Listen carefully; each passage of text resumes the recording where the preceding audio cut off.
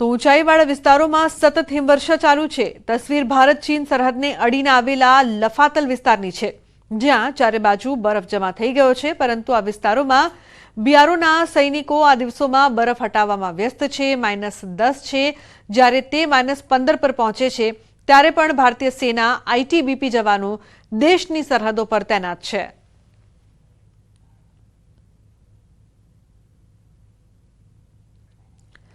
તો ઉત્તરાખંડના નૈનીતાલમાં પ્રવાસીઓની ઈચ્છા પૂર્ણ થઈ છે।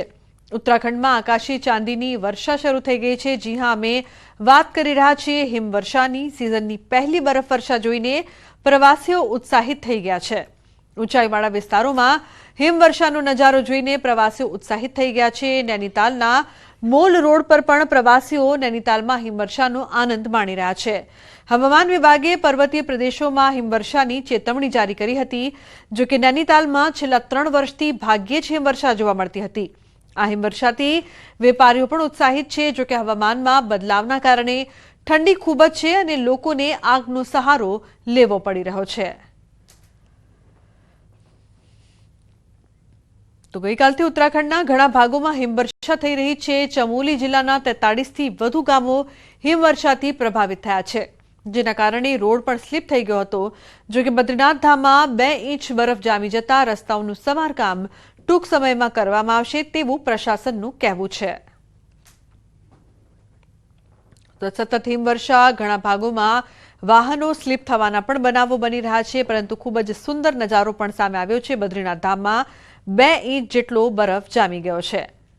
તો સતત હિમવર્ષાના કારણે રોડ પર વાહન વ્યવહારને અસર।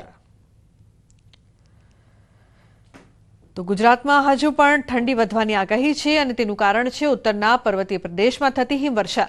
હાલમાં ઉત્તરી ભારતના ઘણા ભાગોમાં બરફવર્ષા થઈ રહી છે। સામાન્ય રીતે જાન્યુઆરી ફેબ્રુઆરીમાં થતી હિમવર્ષા આ વર્ષે ડિસેમ્બરમાં થઈ રહી છે અને તેથી જ ગુજરાતમાં શીતલહેર છવાઈ છે અને તે પણ હજુ વધી શકે છે। મનાલી અને આસપાસના વિસ્તારોમાં આજે બીજા દિવસે પણ ભારે હિમવર્ષા થઈ હતી। મનાલી મોલ રોડ પર બરફ પડતાની સાથે જ પ્રવાસીઓ ઝૂમી ઉઠ્યા હતા। તો ખીણમાં તાજી હિમવર્ષાના કારણે તાપમાનમાં પણ ઘટાડો થયો, જ્યારે અટલ ટનલના બંને છેડેથી સેંકડો પ્રવાસીઓને સુરક્ષિત રીતે બચાવી લેવાયા હતા।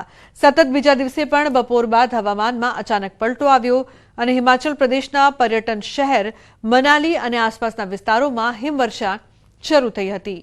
જો કે ગઈકાલે પણ મનાલીના ઉપરના વિસ્તારોમાં ભારે હિમવર્ષા થઈ હતી, જે બાદ આજે સવારે ખીણમાં વાતાવરણ ખુશનુમા બની ગયું। તો હિમવર્ષાને કારણે ઘણા પ્રવાસીઓના વાહનો ફસાઈ ગયા હતા અને મનાલી પોલીસે આ વાહનોને સુરક્ષિત રીતે બચાવ્યા હતા। માત્ર સોલંગ નાલા સુધી જવાની મંજૂરી આપવામાં આવી।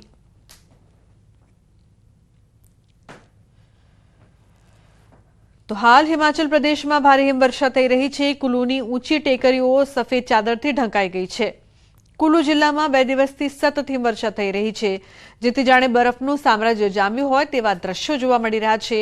કુલુ ટોલ સર્વિસે કહ્યું કે કુલુ જિલ્લામાં સતત 2 દિવસથી હિમવર્ષા થઈ રહી છે, સાથે રસ્તો સાફ કરવામાં આવી રહ્યો છે। સાથે જ અટલ ટનલ રોહતાંગના ઉત્તર પોર્ટલ લાહોલ સ્પીતિ તરફ લગભગ 400 પ્રવાસીના વાહનો ફસાયા હતા, જેમને પોલીસ દ્વારા સુરક્ષિત રીતે બચાવી લેવામાં આવ્યા હતા અને મનાલી પહોંચાડવામાં આવ્યા હતા।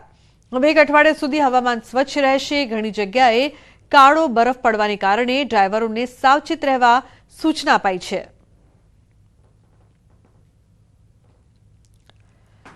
તો હિમાચલ પ્રદેશના લાહુલ ઘાટીમાં પણ સિઝનની પહેલી બરફવર્ષા થઈ છે। ઘાટીમાં વાતાવરણે કરવટ બદલતા મોસમ અલગ જ અંદાજમાં જોવા મળી રહ્યો છે। રવિવાર બપોર બાદથી ઘાટીના ઘણા ભાગોમાં બરફવર્ષા શરૂ થઈ અને તેના કારણે સમગ્ર વિસ્તારમાં શીતલહેર પ્રસરી ગઈ। તો શિમલામાં હવામાન વિભાગે 11 ડિસેમ્બર સુધી બરફવર્ષાની આગાહી કરી છે। તો ઘાટીના અનેક ભાગોમાં સતત હિમવર્ષા થઈ રહી છે।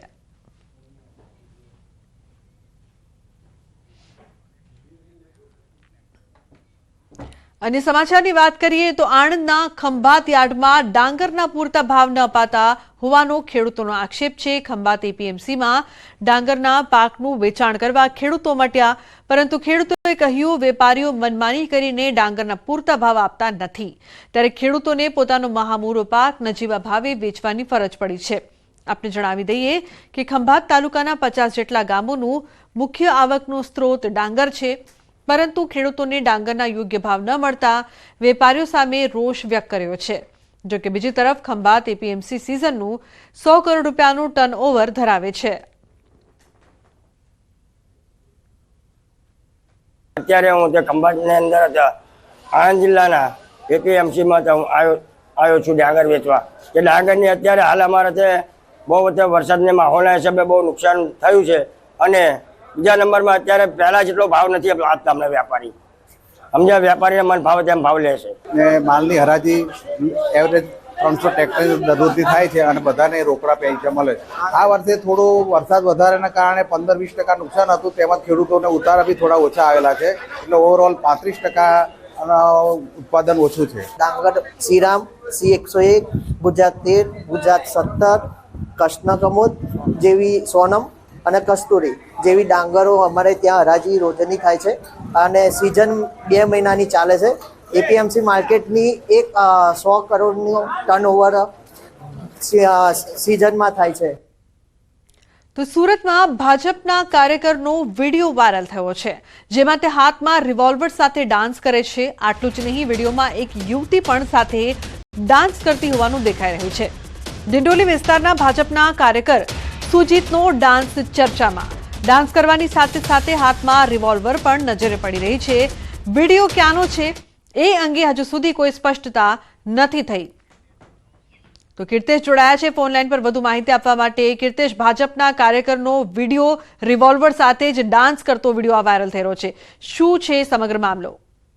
બિલકુલ, સુરતમાં જે પ્રકારે શાસક પક્ષ તરીકે ઉભરીને આવેલું ભાજપ છે ને તેના કાર્યકર્તાઓ જાણે છાટકા બન્યા હોય તેવું એક પછી એક ઘટનાઓ સામે આવી રહી છે। ગઈકાલે દિંડોલી વિસ્તારમાં ભાજપના સક્રિય કાર્યકર્તાએ લગ્ન પ્રસંગમાં જાહેરમાં 3 રાઉન્ડ ફાયરિંગ કરી 2 લોકોને ઈજાગ્રસ્ત કર્યા હતા, ત્યારે ભાજપના વધુ એક સક્રિય કાર્યકર્તાનો વિડીયો સામે આવ્યો છે। ખાસ કરીને આ વિડીયો કાનો છે એ કહી શકાતું નથી, પણ સુજલ ઉપાધ્યાય નામના વ્યક્તિનો આ વિડીયો છે કે જે રિવોલ્વર પર ડાન્સ કરતો જોવા મળી રહ્યો છે। જે પ્રકારે આ મહિલા ડાન્સ કરી રહી છે, કહી શકાય કે આ પ્રકારના ડાન્સ ઉત્તર પ્રદેશ અને બિહારમાં લોકપ્રિય ડાન્સ હોય છે। કહી શકાય કે જે વેપાર સાથે જોડાયેલી મહિલાઓ આ પ્રકારના ડાન્સ કરતા હોય છે અને તેની સાથે આ યુવક ડાન્સ કરતો જોવા મળે છે। ખાસ કરીને સુજલનો ભાઈ છે તે શિક્ષણ સમિતિના સભ્ય શુભમ ઉપાધ્યાયનો નાનો ભાઈ છે અને જે પ્રકારે હાથમાં હથિયાર લઈને ડાન્સ કરી રહ્યો છે, એટલે કે આ લોકો સત્તામાં આવ્યા બાદ છાટકા બની જાય છે અને સત્તા સામે એમની સામે કોઈ નહીં પડે, કોઈ કાયદાકીય પગલાં નહીં ભરાય તે પ્રકારે આ છાટકા બનીને પડતા હોય। ખાસ કરીને ઉત્તર પ્રદેશ ને બિહારથી સુરતમાં આવીને રાજકારણમાં ઝંપલાવેલા તમામ વ્યક્તિઓ કાયદાને ખિસ્સામાં લઈ ફરતા હોય તેવી એક પછી એક ઘટના બની